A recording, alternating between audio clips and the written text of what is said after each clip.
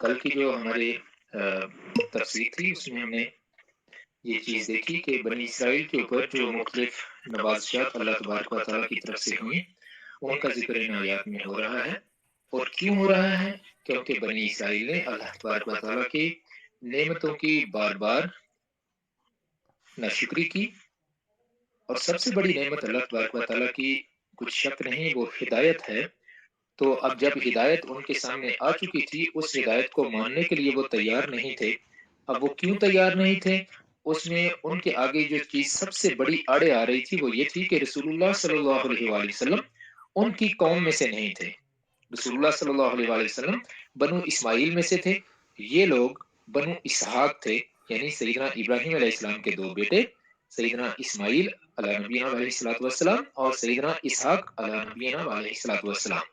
تو ایک طرح سے جیسے ہمارے ہاں پاکستان میں یا ہندوستان کے اندر ایک ٹرم استعمال کی جاتی ہے شریکہ، کہ مطلب ایک دوسرے کے شریک تھے، دو بھائیوں کی اولادیں تھیں، تو یہ سمجھتے تھے کہ کیونکہ انبیاء ہمارے قوم میں آتے رہے ہیں، بنو اسماعیل میں سیدنا اسماعیل علیہ نبینا علیہ الصلوۃ والسلام کے بعد رسول اللہ صلی اللہ علیہ وآلہ وسلم سے پہلے کوئی نبی نہیں آئے تھے، تو اور اس چیز کا ذکر اللہ تبارک و تعالیٰ نے سورہ یاسین کے اندر بھی فرمایا۔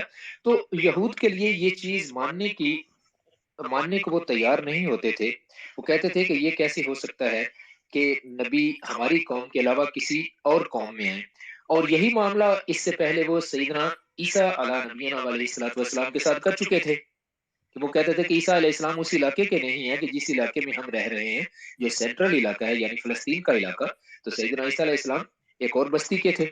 تو یہ ان لوگوں کے اندر جو اپنی جسے ہم کہتے ہیں کہ جو قبائلی عصبیت ہے، یا یہ کہ اچھائی اگر ہوگی تو وہ صرف ہمارے خاندان سے ہوگی، تو یہ انسان کی بہت بڑی کمزوری، اب یہ کمزوری ان کے اوپر حاوی ہو چکی تھی۔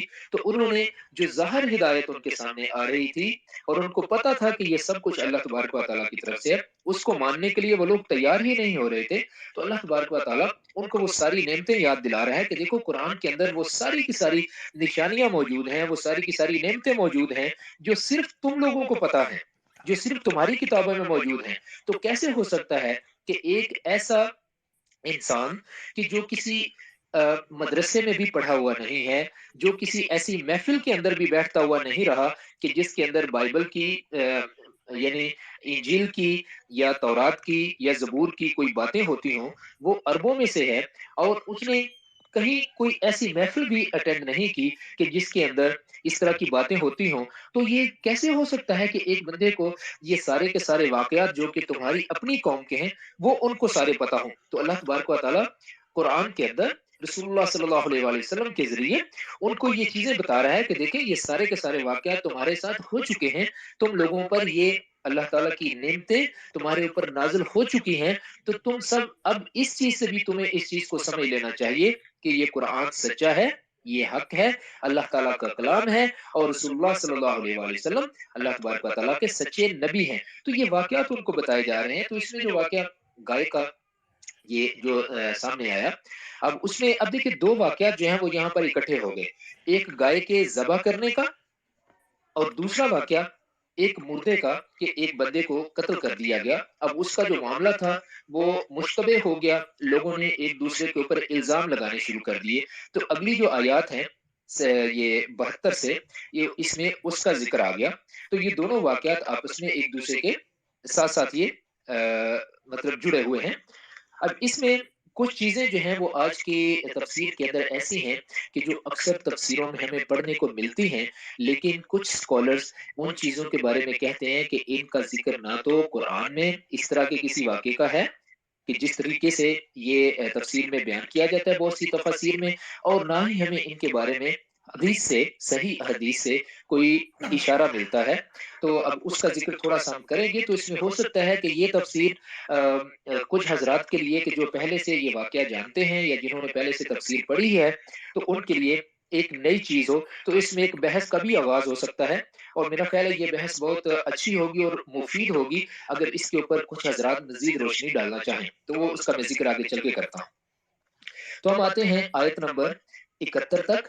ये आयत पिछले वाक़ये के साथ मुंसलिक है, इसीलिए मैंने कल कहा था कि इसको हम कल के सबक के साथ पढ़ लें, लेकिन कोई बात नहीं, आज के सबक में हम इसको साथ शामिल कर लेते हैं कि जब सैयदना मूसा अलैहिस्सलाम ने उनसे गाय ज़िबह करने का फरमाया, तो उन लोगों ने तरह-तरह के सवाल करने शुरू कर दिए कि जैसे कि वो कैसी हो, फरमाया कि ना वो बूढ़ी हो, ना वो बच्ची हो, तो अब कर डालो जो अल्लाह ने तुम्हें हुक्म दिया है। फिर कहने लगे रंग कैसा हो, तो फरमा दिया अच्छा चलो रंग का पूछ दो, तो ज़र्द रंग की हो और गाढ़ा रंग उसका हो, जो कि देखने वालों को मसरूर कर दे।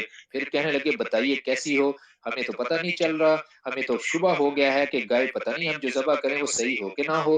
तो फिर फरमाया और अगर अल्लाह हमें बता दे तो हम ज़रूर हिदायत पा जाएँगे। तो उनके लिए फरमाया कि सुनो अब तुम्हारे लिए और मज़ीद कंडीशन आ रही है कि अल्लाह तबारक व तआला कहता है कि वो गाय ना तो हल जोतने में ज़मीन को फाड़ने के लिए यानी फसल उगाने के लिए जो हम पहले हल चलाते हैं, तो पहले ज़ाहिर है ये हम लोगों ने भी अपने बचपन में देखा है हमारे देहातों के अंदर गाय बैल से हल चलाए जाते थे। ये 80s में 90s तक भी इवन चलते थे और हो सकता है कुछ इलाकों में आज भी ऐसा होता हो दूर-दराज के इलाकों में। तो 90s तक तो हमने देखी है ये चीज़ें सारी। तो ना तो वो इस तरह से हल जोतने में इस्तेमाल की गई हो और ना ही उसको पानी खींचने के लिए राहट जो ये कुएँ से पानी निकालते थे, आज भी आजकल भी पाकिस्तान में दूर-दराज के इलाकों में ये कल्चर मौजूद है कि कुएँ से पानी निकालने के लिए जो वो बैल है, उनको या गाय को, इन 2 जानवरों को ज़्यादातर यूज़ किया जाता है। अगरचे दूसरे जानवर जैसे कि खच्चर है, घोड़ा है, गधा है और या फिर आजकल कुछ लोग मोटरसाइकिल को भी साथ बाँध के ये काम ले लेते हैं। तो इस तरह से वो रहट को चलाते हैं। तो अब ये उनसे फरमा दिया गया था कि ना तो ये हल चलाने के लिए इस्तेमाल हुई हो ये गाय और ना ही ये कुएँ से पानी निकालने में। अब देखिए उनके लिए ये मुश्किल से मुश्किल किया जा रहा है उनकी उस बार-बार सवाल करने की वजह से। इसका ज़िक्र भी कल हो चुका। तो अब उसमें फरमाया कि उसमें कोई ऐब ना हो, सही सलामत हो और उसमें कोई दाग भी ना हो।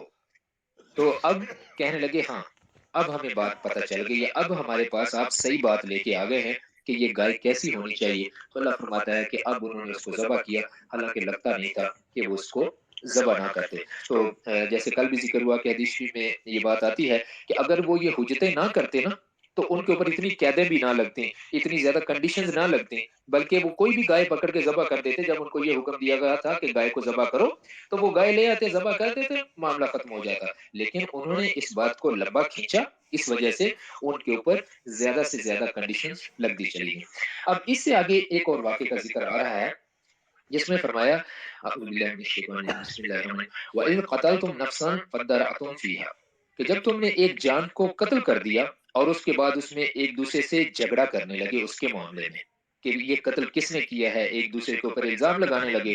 वल्लाहु मुख़रिजुम मा कुंतुम तक्तुमून और हालाँकि अल्लाह तबारक व तआला तो हर चीज़ की खबर रखता है और वो निकाल देता है उसको जो कोई तुम छुपाते हो। अल्लाह ताला उसको ज़ाहिर कर देता है। तुम जितना मर्ज़ी छुपाओ, किसी भी चीज़ को, किसी भी अपने मामले को, याद रखो अल्लाह तबारक व तआला उस चीज़ को ज़ाहिर कर देगा। यहाँ हमारे लिए बहुत बड़ा एक सबक है इस आयत के इस हिस्से के अंदर कि इंसान अगर कोई गलती करता है, इंसान से अगर कोई गलती हो जाती है, तो उसको अगर ये कोशिश करता है कि किसी ने नहीं देखा, किसी मखलूक ने या किसी सीसीटीवी कैमरे ने नहीं देखा, अल्लाह ने जो 2 सीसीटीवी कैमरे हमारे ऊपर लगाए हुए हैं, एक दाएँ तरफ और एक बाएँ तरफ, किरामन कातिबीन के नाम से, वो तो ये सारा कुछ रिकॉर्ड कर रहे हैं और क़यामत के दिन हमें सारा कुछ दिखा दिया जाएगा कि तुमने क्या किया है। तो अल्लाह फरमाता है कि अल्लाह तबारक व तआला ज़ाहिर कर देगा, वल्लाहु मुख़रिजुम मा कुंतुम तक्तुमून जो कोई तुम छुपाते हो, अल्लाह उसको ज़ाहिर कर देगा। और इस दुनिया के अंदर भी अल्लाह तबारक व तआला का ये कानून है कि इंसान जो कुछ करता है, इंसान का जो बातिन है, बातिन इंसान का ज़्यादा देर छुपा हुआ नहीं रहता। अगर इंसान किसी को धोखा देने की कोशिश करता है, कोई पारसाई का लिबादा ओढ़ कर अगर इंसान दूसरों को धोखा देने की कोशिश करता है, अंदर का माल 2 नंबर है और ऊपर जो लिफाफा चढ़ाया हुआ है, वो लिफाफा पाकबाज़ी का चढ़ाया हुआ है, तो ये ज़्यादा देर तक छुपा हुआ नहीं रह सकता। अल्लाह ताला की सुन्नत है। अल्लाह तबारक व तआला इसी दुनिया के अंदर हर इंसान को एक वक़्त में ज़ाहिर कर देता है।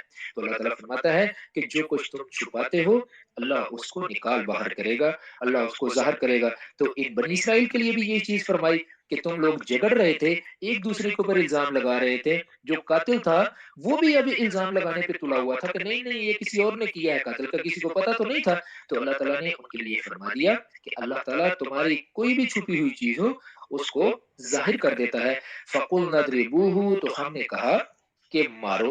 अब देखिए ये जो लफ्ज है ना, ये इद्रिबूह, इसके मुख्तलिफ मानी है। एक तो ये ज़रब, ज़रब लगाना, मारना, और दूसरा है कि ज़रब अल्लाहु मसल, कि अल्लाह मिसाल बयान करता है, ये बयान करने के मानी में भी आता है। और इसकी बहुत सी जो मतलब कुरान के अंदर ही, जैसे फरमाया पिछली आयत में हम पढ़ चुके हैं, वदुरिबत अलैहिमुज जिल्लत वल मस्कना, और डाल दी गई उनके ऊपर जिल्लत और मस्किनी। तो इसके बहुत से मानी हैं, सिर्फ मारना ही इसका मानी नहीं है। तो ज्यादातर लोगों ने, ज्यादातर मुफस्सिरीन ने जो इसकी तफसीर की है वो ये कर दी है, फकुलना, बस कहा हमने, इद्रिबूहु, मारो हु उसको। अब देखिए पीछे जो जिक्र आ रहा है वो आ रहा है नफ्सन का, जान का, और जान अरबी जुबान के अंदर ये मुअन्नस है। और यहाँ पर आ रहा है इद्रिबूहु, हु जो है ये सीगा है मुजक्कर का, कि मारो उसको। अब आगे इद्रिबूहु, और आगे फरमाया बिबाज़िहा, बी साथ, बाज़ी बाद के, कुछ के, हा इसके, उसके, मतलब मुअन्नस के। अब यहां से लोगों ने ये समझा कि इसका मतलब है गाय, हा का मतलब है गाय, तो गाय के किसी हिस्से से उस मुर्दे को जरब लगाओ। तो ये ज्यादातर मुफस्सिरीन ने ये जिक्र किया है। एक आलिम हुए हैं, उनका नाम है मोहम्मद असद अलैहि रहमा। तो ये 20वीं सदी के शुरू में इन्होंने इस्लाम कबूल किया, लगभग 1926 के अंदर, सऊदी अरब के अंदर। नस्लन ये यहूदी थे, ऑस्ट्रियन बॉर्न थे। इन्होंने इस्लाम का बहुत ज्यादा मुताला किया। वैसे ये सहाफ़ी थे, तो ये फ़लस्तीन वाली साइड पे इन्होंने कुछ अरसा काम किया, तो ये मुसलमानों के कल्चर से बहुत ज्यादा मुतासर हुए। कुछ अरसा इन्होंने इस्लाम को स्टडी किया और उसके बाद इन्होंने इस्लाम कबूल कर लिया। इस्लाम कबूल करने के बाद इन्होंने कुरान को बहुत बगौर पढ़ा, अरबी जुबान प्रॉपरली सीखी, अहादीस का मुताला किया, और जब इनको अच्छी खासी शुद्ध बुद्ध इन तमाम उलूम की हो गई, तो इन्होंने कुरान पाक का एक तर्जुमा किया, द मैसेज ऑफ कुरान के नाम से। तो मैसेज ऑफ कुरान में, the message of the Quran, ये इनके तर्जमे का नाम है। उस तर्जमे में इन्होंने बड़ा हैरान कुन तर्जमा है, और बड़े खूबसूरत अंदाज में, अगर अंग्रेजी जुबान में कोई हजरात, खवातीन या हजरात तर्जमा पढ़ना चाहें, तो उसमें अंग्रेजी तराजम में एक बहुत खूबसूरत इजाफा है। और एक और चीज मैं इनके बारे में बता दूं कि ये जब पाकिस्तान बना, तो इन्होंने फिर ये सोचा कि अब मुझे, जो मैंने इस्लाम के बारे में पढ़ा है, तो अब एक ऐसी ममलकत बनी है जो कि खालिस इस्लाम के नाम पर बनी है, तो इसके अंदर हम इस एक्सपेरिमेंट को कर सकते हैं कि इस्लाम के जो उसूल हैं, क्योंकि क्योंकि पाकिस्तान इस्लाम के नाम पर बना है, तो हम इस पाकिस्तान के अंदर इन उसूलों को अप्लाई कर सकते हैं। तो इन्होंने एक इस्लामी कवानीन का मुसवदा बना के, तो पाकिस्तान के जो बड़े इदारे थे उनके सामने पेश किया। लेकिन बदकिस्मती ये हुई कि उस वक्त पाकिस्तान के, क्योंकि तहरीक में कुछ कादियानी लोग भी मौजूद थे, तो उनमें से एक कादियानी जिसका बहुत ज्यादा उस वक्त जो है असर था पाकिस्तानी जो निजाम है उसके अंदर, तो ये कहा जाता है कि उस बंदे ने, इनका वो मुसवदा जो है वो बहुत अरसा तक वो इस तरह से, जैसे कहते हैं ना फाइलों की नजर कोई चीज हो गई, तो वो बस दाखिले दफ्तर ही रहा, उसको अप्लाई नहीं किया। और दूसरा इनके साथ ये जुल्म किया गया कि इनको बजाय इसके, क्योंकि ये आलिम थे, इस्लाम को बड़े अच्छे तरीके से समझते थे, बजाय इसके कि इनको इस मामलात में, जो पाकिस्तान के दाखिली मामलात थे, जो कि मतलब इस्लामी निज़ाम के फ़रोग़ की तरफ या इस्लामी निज़ाम को पाकिस्तान में लाने की तरफ, उसमें इनको इस्तेमाल किया जाता है। इनको अक़वाम मुत्तहिदा के अंदर पाकिस्तान का सफ़ीर बना के भेज दिया गया, और वहाँ पर भी जो लोग इनके ऊपर थे, वहाँ पर इनके साथ काम करने वाले थे, उनमें भी बहुत से लोग ऐसे थे कि जो मतलब जिन्होंने इस्लाम का एक तो सही तरह से मुताला नहीं किया हुआ था, और दूसरा उनका ज़हन इस तरह का नहीं था कि जो मतलब ये चाहे कि हम इस्लाम को, एक इसकी जो आलमगीरियत है या इसकी जो पूरे आलम के अंदर इस्लाम जो रोल प्ले कर सकता है उसको वो समझ सकते। तो बदकिस्मती से इनका जो सारा टैलेंट था वो इस तरीके से ज़ाया हो गया, और ये बहुत ज़्यादा इस चीज़ पे परेशान भी थे। तो इन्होंने जो कुरान पाक का तर्जुमा किया है उसमें इन्होंने इस चीज़ को बयान फरमाया है।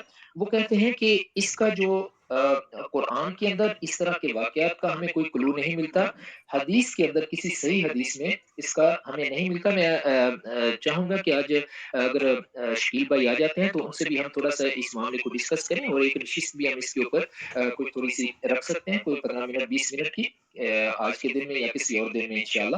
تو میں پہلے اس واقعے کو سارے کو بیان کر لیتا ہوں، اور اس کے بعد انشاءاللہ اس پہ تھوڑی سی مزید بات کر لیں گے۔ اب میں پہلے وہ چیز بیان کرتا ہوں کہ جو کہ اکثر مفسرین لکھتے ہیں، پہلے ہم اس کی بات کرتے ہیں۔ تو وہ کہتے ہیں اللہ تبارک و تعالیٰ نے فرمایا فَقُلْنَا، تو ہم نے کہا اِضْرِبُوهُ، مارو اس کو، بِبَعْضِهَا، اس کے کچھ سے، مطلب اس کے کچھ حصے سے۔ اب اس سے مراد لوگوں نے یہ لیا کہ وہ جو بندہ مرا ہوا تھا، یہ کہا گیا کہ اس گائے کا جو تم نے ذبح کی ہے، اس کے گوشت کو لے کر، مطلب جسم کا کوئی سا حصہ گوشت وہ لے کر اس کو اس مردے کے اوپر مارو۔ تو یہ کہا جاتا ہے جب وہ مردے کے اوپر مارا گیا تو وہ مردہ زندہ ہو گیا، زندہ ہو کے اس نے اپنے قاتل کا نام بتایا اور اس کے بعد وہ مر گیا۔ تو یہ کہانی جو ہے یہ کچھ مفسرین نے یہ اس کی تفسیر کے اندر، مطلب زیادہ تر مفسرین نے یہ لکھی ہے۔ تو محمد اسد صاحب اس کے بارے میں علیہ رحمہ وہ فرماتے ہیں کہ یہ صرف کہانی ہے، اس کا نہ تو قرآن سے نہ صحیح حدیث سے، اور ایون کہ بائبل کی جو سٹوریز ہیں، جو ہمیں مطلب روایات ملتی ہیں جو جن کے اوپر ہم اعتبار کر سکیں، تو ان میں بھی کہتے ہیں کہ اس طرح کا ہم کوئی اتھینٹک اس کے بارے میں اتھینٹسٹی کے ساتھ یہ نہیں کہہ سکتے کہ واقعی ایسا ہوا تھا۔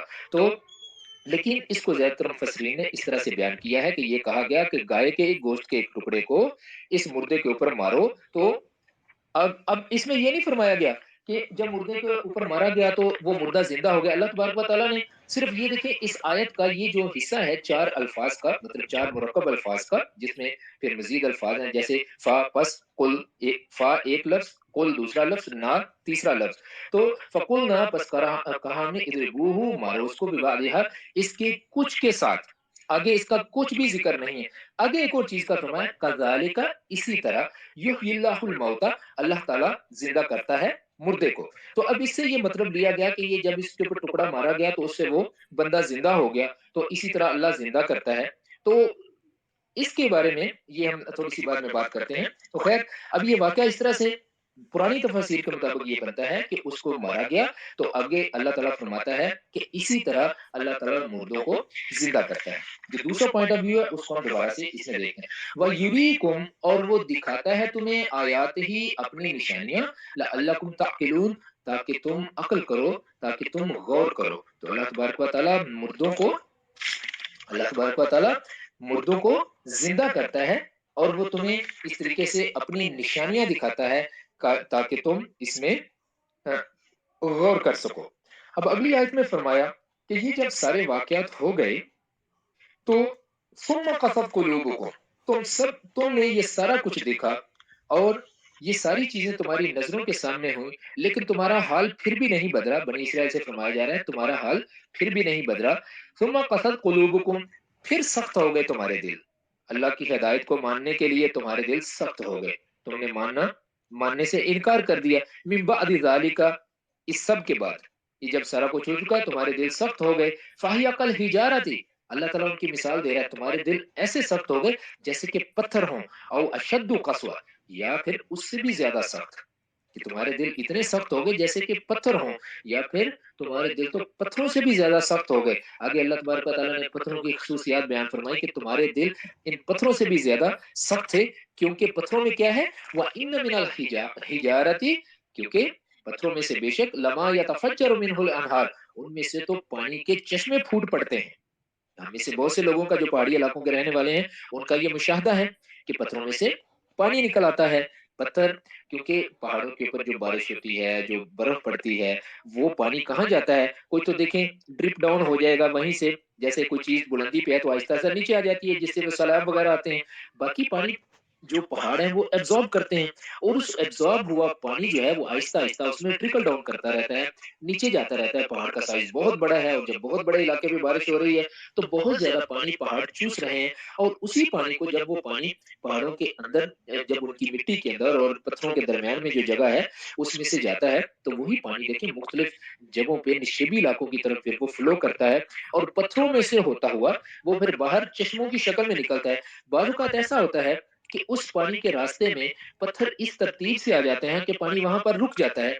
बहुत ज़्यादा पानी वहाँ रुका रहता है, जैसा कि ज़मज़म के चश्मे के साथ हुआ था कि पत्थर मौजूद थे, उन्होंने पानी को रोका हुआ था। अब वो पत्थर जो हैं, वो चाहे पानी का प्रेशर पीछे से बहुत ज़्यादा होता है, लेकिन पत्थर ज़्यादा हैवी हैं या वो इस तरतीब से जुड़े हुए हैं कि वो टूट नहीं सकते जब तक कि कोई बंदा आके उनमें से किसी एक पत्थर को वहाँ से निकाल ना दे, ताकि उनका वो रब्त टूट जाए, जिससे उनकी जो जैसे एक मेहराब बनती है ना, तो उसमें देखिए जो हालाँकि उसमें कोई सरिया नहीं डाला जाता। पुराने दौर में जो मेहराबें सबसे ज़्यादा जो पायदार स्ट्रक्चर बनती थी, वो मेहराबों की स्ट्रक्चर बनती थी। तो ईंटों को जिस तरतीब से लगाया जाता था, अब उनमें से अगर हम किसी एक ईंट को खींचें, तो देखिए उससे क्या होगा कि वो मेहराब कमजोर हो जाएगी, वो फिर गिरना शुरू हो जाएगी। तो इस तरह से पत्थर जब एक खास तरतीब में जुड़े हुए हैं, तो वो पानी का रास्ता रोक सकते हैं। लेकिन जब उनमें से कुछ रास्ता बन जाता है थोड़ा सा, तो पानी उसमें से निकलना शुरू हो जाता है, या पत्थर वेदरिंग इफेक्ट की वजह से, टेम्परेचर की फ्लक्चुएशंस की वजह से जब पत्थर टूट जाते हैं, तो उन पत्थरों में से पानी निकल आता है। तो अल्लाह तबारक व तआला ने इस चीज की तरफ इशारा फरमाया कि तुम्हारे दिल इतने सख्त थे जैसे पत्थर हों, हालांकि या फिर पत्थरों से भी ज्यादा सख्त। हालांकि पत्थरों की तो खसूसियत ये है कि वो भी फट जाते हैं अल्लाह ताला के अमर के नतीजे में, अल्लाह ताला के हुक्म से, यानी वेदरिंग, ये जो नेचुरल फिनोमिना है, ये सारे के सारे अल्लाह के हुक्म है, अल्लाह तबारक व तआला के प्रिंसिपल्स है, जिन्हें हम लॉज ऑफ नेचर कहते हैं। तो ये वहां ऑपरेटिव होते हैं। तो अल्लाह ताला फरमाते हैं कि ये पत्थर टूटते हैं और इनमें से पानी फूट पड़ता है। व इन मिनहा लमा यशक्ककु, तो यमा लमा यशक्ककु फयखरुजु मिनहुल माउ, तो जब ये फटते हैं तो फिर इनमें से पानी निकल आता है। व इन मिनहा लमा यहबितु मिन खशियतिल्लाह, और इनमें से कुछ ऐसे भी हैं कि जो अल्लाह के खौफ से नीचे गिर पड़ते हैं। अब ये अल्लाह का खौफ क्या है? पत्थर तो बेजान चीज है। तो अब पत्थरों की जान, हम जब कहते हैं कि पत्थर बेजान है, तो हमने जानदार को जानदार कहने के लिए एक ज़ाब्ता मुकर्रर किया है। हमने कहा है कि जान कोई चीज़ है। जैसे देखें, 1828 तक का जो अरसा था, उस वक्त कहा जाता था कि दुनिया के अंदर जितने भी केमिकल सब्सटेंसेस हैं, ये दो किस्मों के हैं। एक को कहा जाता था ये ऑर्गेनिक है, यानी नामियाती हैं, दूसरे को कहा जाता था ये इनऑर्गेनिक है, या ये गैर नामियाती हैं। नामियाती के बारे में ये कहा जाता था कि वो तमाम रकबात या वो तमाम चीजें जो कि जानवरों या पौधों से हासिल होती हैं, वो नामियाती हैं। ऑर्गेनिक है, ऑर्गेनिक का लफ्ज ऑर्गन से निकला, और ऑर्गन किन के अंदर मौजूद होते थे? लिविंग ऑर्गेनिजम्स के अंदर, यानी प्लांट्स के अंदर और एनिमल्स के अंदर। तो कहा जाता था कि वो केमिकल सब्सटेंसेस जो कि प्लांट्स या एनिमल्स से प्रोड्यूस होते हैं, जैसे कि दवाइयां हो गई, इनके अंदर जादुई असर है, इनके अंदर जान मौजूद है। इसी तरह से पौधों से जो नशावर चीजें निकलती थी, इनको देखिए, इनको जो नशावर कुछ मशरूबात, उनको स्पिरिट्स कहा जाता था। तो स्पिरिट का मतलब कि ये कोई आसेब है। तो इनको, इनके अंदर कहते थे कि कोई ऐसी जान है जिस वजह से ये काम करती हैं। तो ये नामियाती मुरक्कबात को इस तरीके, लेकिन 1828 में, और ये कहा जाता था कि ये मुरक्कबात जो है, ये लेबोरेटरी के इंसान इनको कभी नहीं बना सकता, क्योंकि इनके अंदर, इनके बनाने के लिए एक जिंदगी का होना जरूरी है। तो जिंदगी का एक कॉन्सेप्ट उस वक्त इंसानों में ये था। वो कहते थे कि ये जिंदगी इन ऑर्गेनिक कंपाउंड्स के अंदर भी मौजूद है, और इसी जिंदगी की वजह से ऑर्गेनिक कंपाउंड्स के अंदर ये खसूसियात हैं जो कि जिनका मुशाहदा हम करते हैं। लेकिन 1828 के अंदर जर्मनी के अंदर एक मेडिकल डॉक्टर था, केमिस्ट्री में उसको दिलचस्पी थी। उसने क्या किया कि पहली दफा दुनिया के अंदर बाई चांस उसने यूरिया बना लिया। अब यूरिया उस वक्त सिर्फ निकलता था एनिमल्स के यूरिन से, ये एक नॉन सब्सटेंस था। तो अब ये चीज जो है ना, इसको कोई मानने के लिए तैयार नहीं था कि भाई ऐसा भी हो सकता है कि मतलब एक जानदार चीज किसी गैर जानदार से पैदा हो सकती है। अब देखिए, उस वक्त ये एक जिंदगी की हम बात करें तो जिंदगी का एक कॉन्सेप्ट था। लोग कहते थे कि केमिकल सब्सटेंसेस में भी जिंदगी है, और ये ऑर्गेनिक जो सब्सटेंसेस हैं, ये इनके अंदर जिंदगी मौजूद है। तो उस साइंटिस्ट ने, जब ये फ्रेडरिक वोलर नाम का साइंटिस्ट था, तो उसने जब ये काम किया, तो एक नई चीज थी, दुनिया एक्सेप्ट करने के लिए तैयार नहीं थी। लेकिन चंद साल के अंदर ही लोगों ने इस बात को तस्लीम कर लिया, और धड़ाधड़ ऑर्गेनिक कंपाउंड्स को लेबोरेटरीज के अंदर बनाया जाने लगा। एक वो दौर था कि जिस वक्त ऑर्गेनिक कंपाउंड्स के बारे में ये समझा जाता था कि इनके अंदर जिंदगी है और इनको हम लेबोरेटरी में नहीं बना सकते थे। और आज देखें, सिर्फ 200 साल के बाद, आज 2022 है, 2022 में कई मिलियन कंपाउंड्स, ऑर्गेनिक कंपाउंड जिनको हम कहते हैं, उनको लेबोरेटरी के अंदर तैयार किया जाता है। तो वो जिंदगी का जो कॉन्सेप्ट था, वो लोगों ने छोड़ दिया। उन्होंने कहा कि नहीं, इनमें कोई ऐसी चीज नहीं है कि जिंदा चीजों से बने हैं तो इनमें लाजमी जिंदगी होगी। तो अब ये पत्थरों का जो यहाँ पर जिक्र हुआ है ना, जैसे हम जिंदगी के लिए हम समझते हैं कि जो خشیت ہے, اللہ تبارک و تعالیٰ کا ڈر ہے, اس کے لیے کسی حص کا ہونا ضروری ہے, کیونکہ وہ حص ہی ڈر کو محسوس کر سکتی ہے. تو یہ لفظ اللہ تبارک و تعالیٰ نے یہاں پتھروں کے لیے بیان فرمایا کہ یہ پتھر جو ہیں یہ اللہ کے ڈر سے گر پڑتے ہیں. اب اللہ کا یہ ڈر کیا ہے, ضروری نہیں کہ ہم اللہ کے اس ڈر کو سمجھ سکیں, ہم اس کو نیچرل فینومینا کی شکل میں بھی سمجھ سکتے ہیں. اگر ہم یہ چاہیں کہ بھئی لازمی ہم نے سمجھنا ہے, تو ہم اس کا ایک اسپیکٹ یہ ہے, ہم یہ دیکھیں کہ پہاڑ کانپتے ہیں.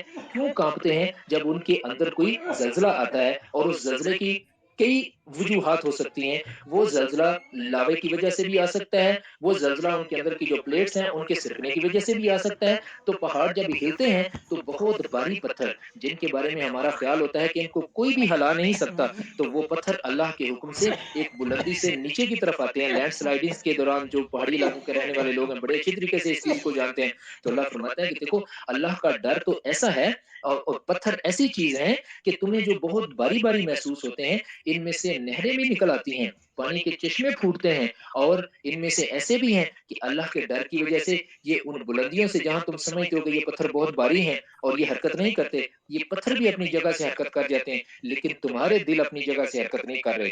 تم جس چیز کے اوپر تم نے ایک جسے ہم پنجابی کا ایک اگر میں لفظ استعمال کروں کہ اڑی کر جانا, ایک جگہ پہ اٹک جانا, تو تم اس جگہ پہ اٹکے ہوئے ہو. تم اس بات کو تسلیم کرنے کے لیے تیار ہی نہیں ہو کہ قرآن اللہ کا کلام ہے اور محمد رسول اللہ صلی اللہ علیہ وآلہ وسلم اللہ کے سچے رسول ہیں. تو تم لوگوں کی مثال ایسے ہے جیسے کہ پتھر ہوں, یا پھر پتھروں سے بھی زیادہ سخت, کیونکہ پتھروں کے اندر تو یہ خوبصورت خصوصیات موجود ہیں. اور یاد رکھو وَمَا اللَّهُ بِغَافِلٍ عَمَّا تَعْمَلُونَ, اور اللہ تبارک و تعالیٰ تمہارے کسی عمل سے غافل نہیں ہے. یہ ہمارے لیے بہت بڑا سبق ہے. اگر ہم کسی بات پہ اڑ جاتے ہیں اور ہمیں پتہ بھی ہے کہ ہم غلط ہیں, تو ہم یہ چیز اپنے ذہن میں رکھیں کہ اللہ تبارک و تعالی ہمارے اس کام سے غافل نہیں ہے. ہم دنیا کو تو دھوکہ تھوڑی دیر کے لیے دے دیں گے, لیکن ہم اللہ کو دھوکہ نہیں دے سکتے. جب حقیقت ہمارے سامنے آ گئی, بنی اسرائیل کو بھی یہ حکم تھا کہ حقیقت تمہارے سامنے آ گئی, اب اس کو تسلیم کرو. اور ہمارے لیے بھی یہ حکم ہے کہ حقیقت کوئی جب ہمارے سامنے آ جائے, ہمارا پہلا جو کانسیپٹ تھا, اگر وہ کانسیپٹ ہمارا غلط تھا اور ہمیں پتہ چل گیا قرآن اور حدیث کی روشنی میں یا کسی اور فیکٹ کی روشنی میں کہ یہ ہمارا کانسیپٹ دنیا کا کوئی کانسیپٹ ہے, تو اس میں ہمیں پتہ چل گیا کہ بھائی وہ کانسیپٹ غلط تھا, تو ہم اس پہ اگر اٹکے رہتے ہیں, ہم کہتے ہیں کہ نہیں ہم نے تو اپنے باپ داداؤں کو اس کے اوپر پایا ہے, یا ہماری تو برادری یہ کہتی ہے, ہماری تو نارمز یہ کہتی ہیں, ہمارا تو ملک یہ کہتا ہے, یا کوئی بھی اس طرح کا کوئی بھی معاملہ ہو, یا میری اس سے یاری دوستی خراب ہو جائے گی, تو اللہ تبارک و تعالیٰ کہ ہمیں یہ فرما رہے ہیں کہ اللہ تبارک و تعالیٰ تمہارے کسی عمل سے جو کچھ تم کر رہے ہو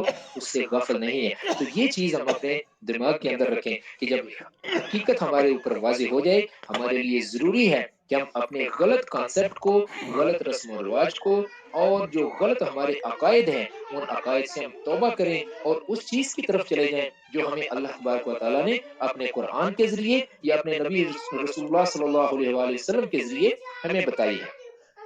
دنیا کے معاملات ہوں تو اس میں بھی اگر ان کا مطلب وہ معاملہ اس طرح کا ہے کہ جو دین کے ساتھ ریلیٹڈ ہے, دین تو ہماری ساری کی ساری دنیا جو ہے, دنیا کے جو ہمارے معاملات ہیں, دین ہم اسلام کو اس لیے کہتے ہیں کیونکہ یہ ہمیں راستہ دکھاتا ہے, ایک مکمل ضابطۂ حیات ہے. لیکن وہ معاملات بھی جن کو نارملی ہم سمجھتے ہیں کہ بھئی کسی ایک فیلڈ کے اندر ایک پرانا کانسیپٹ ہے, نیا کانسیپٹ آ گیا, تو ایک تردد ہوتا ہے انسان کو اس کو ایکسیپٹ کرنے کے لیے. تو ایک سبق ہے ہمارے لیے, جب ایک بہتر چیز ہمارے سامنے آ گئی ہے تو جو اس سے کم درجے کی چیز تھی دنیاوی معاملات میں, ہم اس کو چھوڑ کر بہتر چیز کو تسلیم کر لیتے ہیں. تو اس چیز کا ہمیں خیال رکھنا چاہیے. اب میں آتا ہوں اسی چیز کی طرف جو ہم نے پہلے پڑھی تھی, بالکل مختصر طور پر چند منٹ میں انشاءاللہ اس کو مکمل کرتے ہیں, پھر شکیل بھائی سے اس کے بارے میں کوئی تھوڑی سی ہم کوشش کرتے ہیں ان سے رہنمائی لیں کہ کیا کچھ احادیث میں انہوں نے یا کسی عالم سے اس کے بارے میں سنا ہو کہ یہ جو واقعہ ہے کہ جب تم نے جان کو قتل کر دیا تو اس میں جھگڑا کرنے لگے, اور اللہ تو اس چیز کو ظاہر کرے گا جو کوئی تم چھپا رہے ہو. فَقُلْنَا, تو کہا ہم نے, اِضْرِبُوهُ, مارو اس کو. اب پہلے نفس ہے تو نفس جو ہے یہ عربی زبان کے اندر مؤنث ہے. اب علامہ اسد نے بھی یہی فرمایا. اب وہ فرماتے ہیں کہ اِضْرِبُوهُ, ہو جو ہے وہ مذکر کا صیغہ ہے, تو اس کو مارو بِبَعْضِهَا, اس کے کچھ کے ساتھ, مطلب گائے کے گوشت کے ساتھ. تو یہ معاملہ جو ہے اس کے بارے میں وہ جو ترجمہ کرتے ہیں اس کو میں آپ کے سامنے پڑھ دیتا ہوں. وہ فرماتے ہیں کہ فَقُلْنَا اضْرِبُوهُ بِبَعْضِهَا، تو اس کے لیے وہ فرماتے ہیں کہ we said apply this principle to some of those cases of unresolved murder، کہ اس چیز کو، یہ جو پرنسپل ہے، اس کو تم جو تمہارے ان ریزالوڈ کیسز ہیں مرڈر کے، اس کے اوپر اپلائی کرو۔ اب کس طرح سے اپلائی کرو؟ ایک معاملہ جو ہے وہ کلیئر نہیں ہے، اس کو کیسے کلیئر کیا جائے؟ تو اس کے لیے تم اپنے معاملات کو، جو اس طرح کے معاملات ہوتے ہیں جو نارملی آسانی کے ساتھ کلیئر نہیں ہو رہے ہوتے، تو اس کے لیے جو ضابطے اور قوانین تم استعمال کرتے ہو، تو اس معاملے میں بھی انہی قوانین کو استعمال کرو۔ اس کا انہوں نے اس طریقے سے ترجمہ کر دیا۔ اور دوسرا پھر کہتے ہیں جو آگے فرمایا کذالک یحیی اللہ الموتى، اسی طرح سے زندہ، یحیی اللہ، زندہ کرتا ہے اللہ، الموتى، مردے کو، ویریکم آیاتہ لعلکم تعقلون، اور تمہیں وہ دکھاتا ہے اپنی آیتیں، اپنی نشانیاں، تاکہ تم عقل کرو۔ تو اس کا ترجمہ انہوں نے کہ وہ زندہ کرتا ہے مردے کو، اس کا ترجمہ انہوں نے یہ کیا in this way In this way, Allah saves lives from death and shows you His will, so that you might learn to use your reason. کہ اللہ تبارک و تعالیٰ اسی طرح سے زندگی کو بچاتا ہے موت سے، اور تمہیں اپنی مرضی دکھاتا ہے تاکہ تم اپنے دماغ کو استعمال کر سکو۔ جزاکم اللہ خیرن۔ آج کا اچھا ایک چیز جو ہے وہ اس میں لازمی بیان کرنا چاہوں گا۔ دیکھیں یہ واقعات جو ہیں یہ بنی اسرائیل کی تاریخ کے ہیں جو قرآن کے اندر بیان ہوئے ہیں۔ یہ چیزیں بنی اسرائیل کے ساتھ ہو چکی تھیں، ان کی قوم کے ساتھ ہو چکی تھیں۔ اب ان میں ہم بہت زیادہ وقت جو ہے وہ ہمیں ان پہ لگانے کی ضرورت نہیں ہے کہ ہم ان کی کھوج میں بہت دور تک جائیں۔ ایک واقعہ ان کی قوم میں ہو چکا، قرآن میں جتنا وہ بیان کیا گیا ہے، ہم اگر اسی تک رہیں تو یہ بہت ہی بہتر ہے۔ لیکن اگر پھر بھی اگر کوئی اپنے علمی ذوق کے لیے اس کو مزید اس کے ڈیٹیل میں جانا چاہتا ہے، تو یہ بات میں نے صرف اس لیے کی کہ اس کو پھر ہم ڈسکس کر سکتے ہیں، اگرچہ ڈسکس کرنے کی کوئی ہمیں ضرورت نہیں ہے۔ اللہ تبارک و تعالیٰ نے واقعہ بیان کر دیا کہ تم میں یہ ہوا تھا، تو ہم اللہ تعالیٰ اس کو ضرور ظاہر کرے گا، اور ہم نے کہا کہ اس کو اس کے بعض کے ساتھ اضربوہ مطلب مارو، یا اس کو بیان کرو، یا اس کو اپلائی کرو، یا اس معاملے کو اسی طرح ریزالو کرو جس طرح کہ تم اس طرح کے معاملات کو ریزالو کرتے ہو، وہی پرنسپل یہاں پر بھی اپلائی کرو، کیونکہ اللہ تعالیٰ اسی طرح مردوں کو زندہ کرتا ہے۔ اب مردوں کو اللہ تعالیٰ زندہ کرتا ہے، اب اس میں بھی یہ جو اس کی تفسیر ہے یہ بہت زیادہ کی جا سکتی ہے۔ ایک قوم جو ہے اس کے اندر اگر مردگی آ گئی ہے، اگر قوم مر رہی ہے، اس قوم کو کیسے زندہ کیا جائے گا؟ ایک قوم کے اندر ایک جھگڑا ہے، وہ جھگڑا اس قوم کی جان لے سکتا ہے، اس قوم کی بربادی کا باعث بن سکتا ہے، جب تک کہ وہ ان کا جھگڑا ریزالو نہ کر دیا جائے۔ تو اللہ تبارک و تعالیٰ ہمیں حکم دے رہا ہے کہ کوئی جھگڑا جب کسی قوم کے درمیان ہو جائے تو اپنے ان معاملات کو ریزالو کرنے کی کوشش کرو، ان معاملات کو بہت زیادہ ایکسٹینڈ نہ کرو کہ ایک بندے نے ایک جان لی، دوسرا اس کے بدلے میں خود بخود ایک جان لے لے۔ تو نہیں، ایسا نہیں۔ معاملات جو پنچایت کے ہیں، جو قانون کے ہیں، کسی ملک کے اندر جو قانون ہے ان کے مطابق ان معاملات کو ریزالو کرو، اچھے طریقے سے ریزالو کرو، جس طریقے سے اللہ تبارک و تعالیٰ نے جب شریعت محمدیہ آ گئی صلی اللہ علیہ وسلم تو اس کے مطابق ان معاملات کو ریزالو کرو، تاکہ قوم کی زندگی، انسانوں کی زندگی اور کسی معاشرے کی زندگی کو بچایا جا سکے۔ جزاکم اللہ خیر۔ السلام علیکم ورحمۃ اللہ وبرکاتہ۔